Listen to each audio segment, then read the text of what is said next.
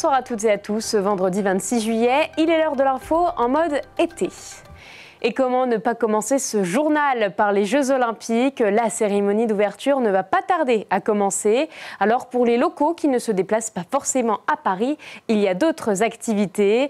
Par exemple, en Haute-Marne, des jeunes enfants se sont affrontés lors de leur propre Olympiade. Pour la première fois, les 6 centres de loisirs haut-marnais de l'ADMR se sont réunis à Nogent pour participer et créer leurs propres Jeux Olympiques. Un temps de rencontre et de cohésion d'équipe qui semble avoir enthousiasmé les enfants. Ambiance avec Manon de Fonty. Munis de banderoles et de flammes olympiques, ces jeunes Haut-Marnais donnent le coup d'envoi officiel de leur propre Olympiade lors d'une cérémonie d'ouverture animée par des musiciens de l'Étoile bielloise et nogentaise.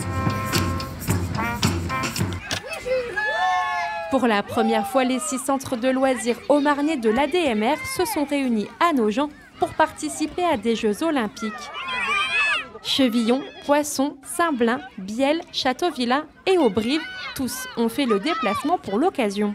Cette journée va répondre au centre d'intérêt des enfants et aussi à leurs besoins de rencontres, d'échanges et de citoyens en devenir. Nous avons effectivement souhaité cette cohésion parce que nos centres sont un petit peu dispersés sur l'ensemble du département et que ce thème, cette journée, va apporter une dynamique pour travailler ensemble, pour rendre visible aussi aux enfants ce qu'est cette solidarité au sein de notre ADMR départemental. Sous les encouragements de leurs camarades, 159 enfants âgés de 3 à 13 ans se sont affrontés sur une dizaine d'épreuves. Prêt ? Partez ! Courses de toboggan gonflables, jeux d'adresse, tir à la serbacane, relais, tous les enfants ont pu se dépasser lors de divers ateliers. Moi aussi, j'adore parce que c'est cool, on fait des activités, etc. etc. Qu'est-ce qui te plaît, toi ? Le foot que j'ai pas encore fait, mais pour l'instant, ce que j'aime mieux, c'était le tir à la fléchette là-bas. Oui, j'aime bien. Ça m'embête un peu de faire du sport, mais sinon j'aime bien. C'est cool et c'est bien qu'on se retrouve avec plein de centres et c'est cool. En plus, on peut faire de nouvelles connaissances et on fait d'autres amis. Bien plus qu'une coupe ou une médaille, ces Olympiades sont avant tout des moments de partage et de rencontre, une façon de transmettre aux jeunes des valeurs comme la cohésion, la solidarité et le respect. Toujours Jeux Olympiques, puisqu'au village des athlètes, il y a désormais un petit peu de savoir-faire meusien. Alain Berthaud, un tailleur de pierre, a réalisé en janvier dernier une sculpture contemporaine installée à Paris. Manon de Fontis s'était rendue dans son atelier à Givroval, près de Ligny-en-Barrois. Regardez ce reportage que vous étiez beaucoup à suivre sur nos réseaux sociaux. Au milieu de ces sphères de pierre, l'artisan meusien Alain Berthaud effectue depuis plusieurs semaines la taille d'une sculpture imaginée par l'artiste designer Isabelle Dahéron. Cette œuvre, intitulée Topigvan Anémokori, sera installée en région parisienne, dans le village des athlètes, à l'occasion des Jeux Olympiques de Paris. Il y a 4 sphères de diamètres différents, donc on part du diamètre 70 cm, ensuite 90, 110 et 130, ce qui représente quand même des volumes de pierre et des poids qui sont assez conséquents à manipuler. Construite en pierre de Brovilliers, cette œuvre ayant pour thème le vent s'inscrit dans la démarche artistique Courant Fertile, initiée et déployée par la Solidéo, la société de livraison des ouvrages olympiques. La première étape, ça a été d'aller choisir des blocs en carrière qui soient de la meilleure qualité possible. Ensuite, il convient de les faire découper, donc passer par des cubes.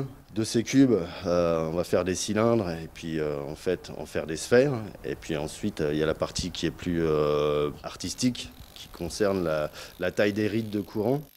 Sphère après sphère, le tailleur de pierre dessine les rides de courant, ces formes que le vent peut laisser lors de son passage sur la matière et notamment sur le sable. Par la suite, Alain incruste des petites pièces en pierre de Volvic, un travail qui demande beaucoup de précision. Spécialisé dans la restauration du patrimoine depuis plus de 30 ans, ce passionné n'aurait jamais imaginé collaborer avec une artiste pour réaliser une œuvre contemporaine. C'était complètement un défi, c'est pour ça que je l'ai accepté avec beaucoup d'empathie. Effectivement, ça me change des églises et des châteaux que j'ai l'habitude de restaurer habituellement. Loin des monuments historiques, la sculpture réalisée par Alain Berthaud sera admirée par plus de 14 000 athlètes. Elle devrait être installée dans le village olympique d'ici quelques semaines. Ce soir, je vous propose de découvrir notre nouvelle série de l'été dédiée au parc Nigloland. Pendant 4 jours, je me suis rendue sur place. J'ai découvert les attractions, les coulisses et les grands enjeux du parc. Pour ce premier épisode, embarquons ensemble dans la nouvelle attraction de Nigloland, l'envol des papillons.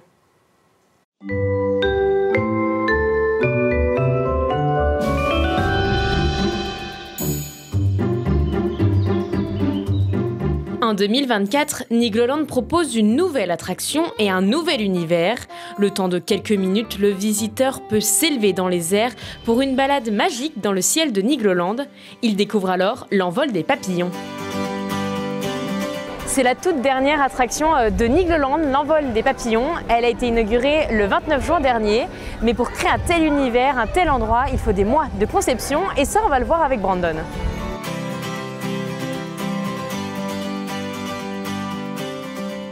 Bonjour Brandon. Bonjour. Alors on est sur cette nouvelle attraction, l'envol des papillons. Comment l'idée est-elle apparue de créer cette attraction? Alors c'est une idée ancienne qui était déjà dans la tête de Patrice et Philippe Gélis. L'idée c'était de remplacer les dragons, mais on voulait un autre animal, un animal peut-être plus enfantin. Les dragons c'était très très bien, mais on voulait que ça fitte vraiment dans l'univers de la forêt de Niglo. Et Philippe parlait souvent d'un papillon, etc. Et puis Rodolphe m'a dit, il y a quelques années, allez on va le faire. Et là, le but, c'était de créer un univers autour de ça et aussi matérialiser une entrée qui allait être vraiment l'entrée de cette nouvelle zone, la zone pour les enfants à Nigloland. Quelles sont les grandes étapes de ce projet? Comment on crée l'envol des papillons? Alors, comment on crée ça? C'est toujours un peu, on apprend. En fait, on apprend toujours et c'est ça qui est incroyable dans ce métier, c'est qu'il y a des ingénieurs, il y a des mécaniciens, il y a des designers, il y a des peintres, des sculpteurs. On essaye de faire avec les moyens qu'on a déjà et qu'on réutilise au fur et à mesure. C'est-à-dire que là, on a fait du béton projeté comme au campus, mais il y a aussi la partie ingénierie avec les véhicules dans lesquels on est. On a de l'audio embarqué, on a tout le design, toute la coque, un peu la carrosserie à faire, le système de porte, etc. Il faut que ça soit dessinable, donc par mois, mais aussi faisable. Et ça, c'est des fois pas facile. C'était ça le véritable défi, de se dire comment on implante cette attraction ici? C'est ça, on a tout refait à neuf, on a seulement gardé le rail qu'on a repeint.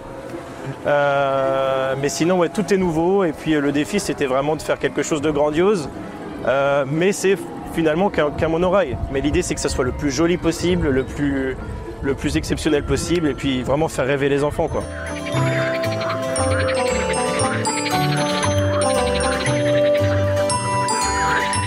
Alors Brandon, on se trouve dans l'entrée, dans la file d'attente de l'envol des papillons. Et il y a ce béton qui a quelque chose de particulier. Ouais, donc ici c'est la première partie de la file d'attente. Donc on est vraiment dans une grotte.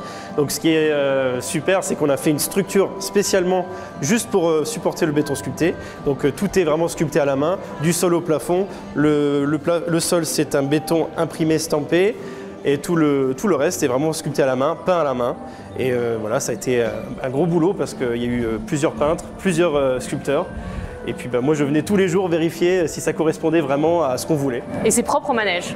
Et bien sûr c'est tout à fait unique, on n'en aura pas d'autres dans le monde, c'est vraiment à l'envol des papillons qu'on peut retrouver ce genre de décor. Cette nouvelle attraction remplace les dragons volants ouverts en 1996. Ces créatures magiques un peu vieillissantes tranchaient avec le reste de cette zone du parc qui a désormais pour thème les animaux de la forêt. Bonjour Rodolphe. Bonjour. Alors on se trouve au pied de la nouvelle attraction de Nigloland. Pourquoi c'était important pour vous de créer une nouvelle attraction? Mais en fait c'est dans l'ADN du parc de proposer chaque année une nouveauté, de surprendre les visiteurs et à force au bout de 30 et quelques années, ils nous attendent à chaque tournant. Donc voilà, on a créé cette année l'envol des papillons. Alors le papillon, c'est une thématisation très forte que vous avez fait. Comment ça s'est développé? Mais en fait, juste derrière nous là, on avait un ancien land vieillissant qui avait une trentaine d'années et ce qu'on voulait faire c'était créer un univers avec notre personnage central Niglo et tout un tas d'amis à lui qu'on a recréé, donc il y a un écureuil, maintenant il y a des papillons, etc. etc. Et chaque personnage a son attraction. Voilà, donc il y a la nouvelle qui est juste ici et c'est à la fois une attraction et l'entrée du land justement. Alors au niveau de l'investissement, comment ça se passe? Il y a autant sur la technique que sur le décor, c'est ça? Ouais, en fait c'est ce qu'on a changé depuis 5-6 ans, c'est maintenant on se donne à fond sur la décoration, l'immersion, transporter les visiteurs dans un univers, une histoire, voilà, donc faut qu'on puisse toucher, sentir, voir, entendre, donc on joue sur tous les sens. La star de cette attraction, c'est elle, Mamalouga, un joli papillon violet qui veille sur les animaux de la forêt de Nigloland. Elle est la mascotte de l'envol des papillons. L'envol des papillons, c'est une attraction, mais c'est surtout un moment féerique, un univers à découvrir en famille. Et cette idée, Nigloland veut la mettre en place sur ses prochaines attractions.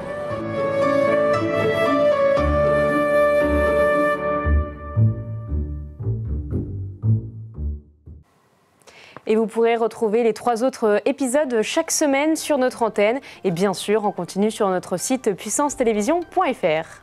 C'est la fin de cette édition, on se quitte sur ces images sportives, des kayaks sur le lac du Der. Chaque été, de nombreuses activités nautiques sont à pratiquer sur le plus grand lac artificiel de France. Et tout au long de cette saison, nous vous proposerons de les découvrir à travers nos reportages.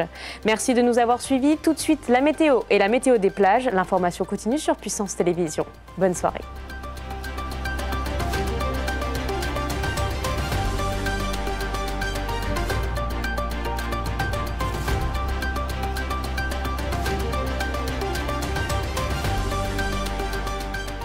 Toute l'actualité en continu à retrouver sur notre site internet et notre application mobile.